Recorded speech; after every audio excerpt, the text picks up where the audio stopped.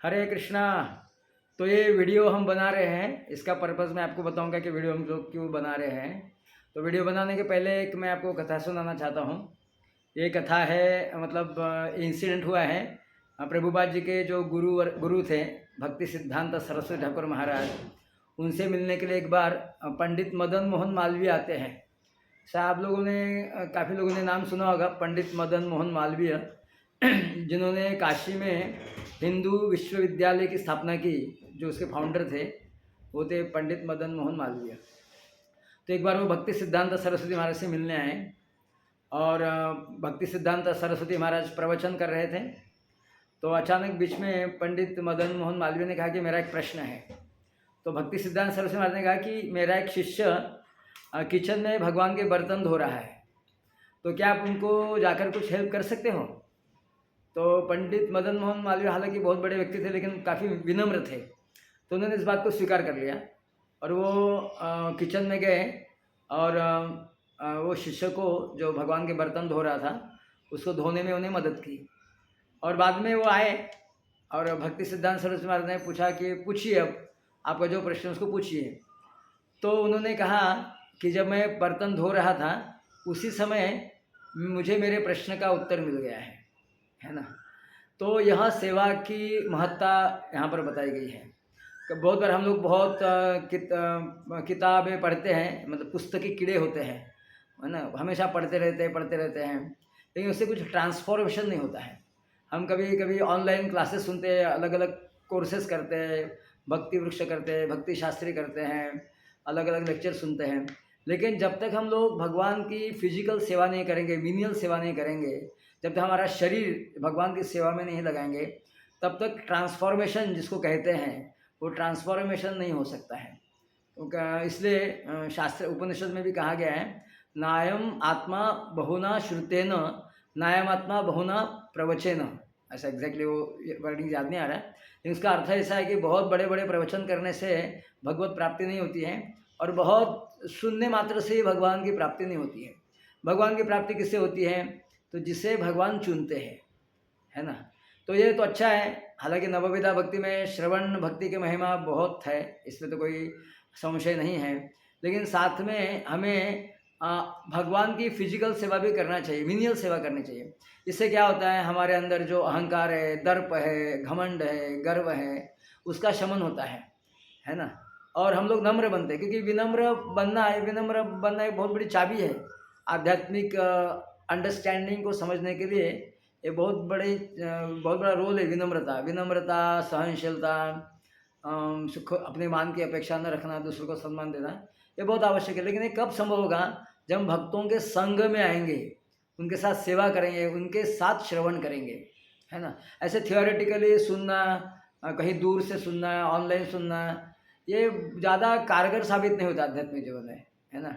हमें जब हम भक्तों के संग में आते हैं, भक्तों के आगे बैठ के उपनिषद शब्द का अर्थ क्या है कि पास में बैठना, है ना। ये तो ठीक है कि अब हम लोग बहुत व्यस्त होने के कारण भगवान ने टेक्नोलॉजी मीडियम दिया है हमें, इससे काफ़ी कुछ लाभ होता है, लेकिन परिपूर्ण जो ट्रांसफॉर्मेशन, आमूलाग्र जो बदल अगर आप चाहते हैं तो उसके लिए भक्तों के संग में आना, भक्तों के संग में बैठना, भक्तों की सेवा करना, उनसे डायरेक्ट उनसे सुनना, ये बहुत आवश्यक है। शास्त्र भी कहता है साधु संग सर्वशास्त्र कहे, लव मात्र साधु संग सर्व सिद्धि है ना। कि साधु संग बहुत सारे शास्त्र बोलते हैं, लेकिन थोड़ा सा भी, थोड़े समय के लिए भी अगर हम साधु संग करते हैं तो उससे बहुत बड़ा आध्यात्मिक हमें लाभ होता है ना।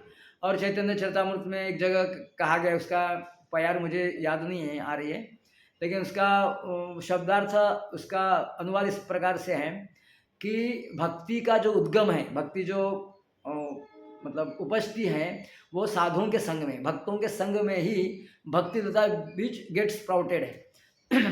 तो थियोरेटिकली और ये टेक्नोलॉजी का उपयोग करते हुए बहुत दूर से खाली क्लासेस सुनना, ये ज़्यादा मतलब परिणामदायक नहीं हो सकता है। उसके लिए भक्तों के बीच में आकर उनके मुख से डायरेक्ट श्रवण करना, उनकी बातों को मानना, उनकी सेवा करना, भगवान की सेवा करना, भक्तों के वातावरण में रहना, इससे बहुत लाभ होता है है ना। नहीं अन्यथा वो ऋत्विक वाले जो अभी चल रहा है बहुत यूट्यूब में, आप सब लोग जानते इससे अवगत होंगे कि वो लोग कहते हैं कि प्रभुपाद जी का हरे कृष्ण महामंत्र का टेप सुनकर भी आप दीक्षित हो सकते हैं, प्रभुपाद जी के लेक्चर सुनकर भी आपको नॉलेज मिल सकता है।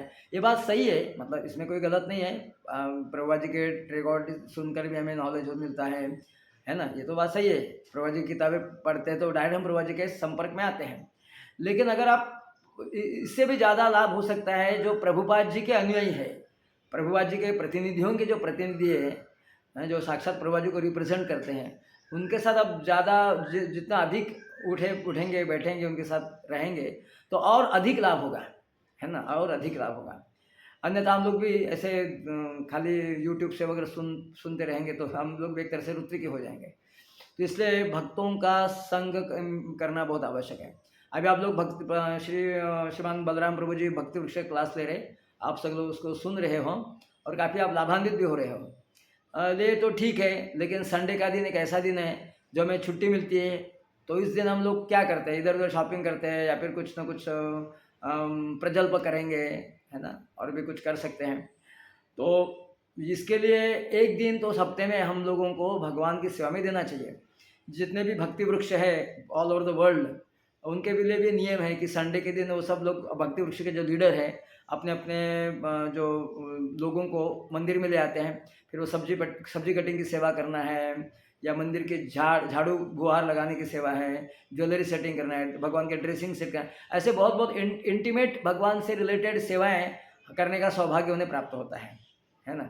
तो हम लोग भी इस तरह से, मैं बलराम प्रभु से काफ़ी दिन से इस पर विचार विमर्श कर रहा था कि लोग काफ़ी यूट्यूब पे ऑनलाइन सुन तो रहे हैं, लेकिन ट्रांसफॉर्मेशन ऐसे खाली सुनने से नहीं होगा जब तक ये लोग फिजिकल सेवा नहीं करेंगे। जैसे मदन मोहन मालवीय के केस में हम देखते हैं कि उन्हें नॉलेज प्राप्त हुआ, कब प्राप्त हुआ, जब उन्होंने वो मिनियल सेवा की। मिनियल मतलब तुच्छ सेवा, हालांकि भगवान की सेवा कोई तुच्छ नहीं होती है, लेकिन एक मटेरियल एस्टिमेशन से देखा जाए तो बहुत हल्की सेवा हो सकती है, बर्तन धोना वगैरह, लेकिन वो बर्तन धोते धोते उन्हें साक्षात्कार हो गया और उन्हें प्रश्न के उत्तर मिले।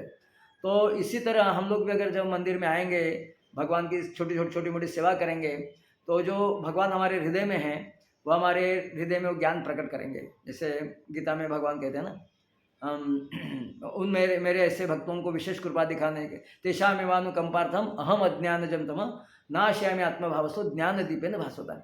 मेरे उन विशेष भक्तों पर विशेष अनुकंपा दिखाने के लिए मैं जो उनके हृदय में विद्यमान हूँ, ज्ञान दीपक प्रज्वलित करके उन्हें ज्ञान प्रदान करता हूँ, है ना। तो और खाली भक्ति वृक्ष सुनना, फिर भक्ति वृक्ष खत्म होने के बाद भक्ति शास्त्र करना, फिर वो करना, ये करना, यही चलता रहेगा, लेकिन गुरु पादाश्रय नहीं लेंगे तो ये सब करने से भी ज़्यादा लाभ नहीं होगा। क्योंकि भक्ति में आगे बढ़ने के लिए गुरु महाराज की कृपा दृष्टि बहुत आवश्यक है ना। इसलिए भक्ति रसामृत सिंधु में 64 भक्ति के अंगों में सर्वप्रथम अंग है आदो गुरु पादाश्रय। सर्वप्रथम भक्त को क्या करना होता है, साधक को गुरु के चरण कमलों का आश्रय। तो गुरु के चरण कमलों का आश्रय कैसे लेंगे अगर दीक्षा ही नहीं होंगी।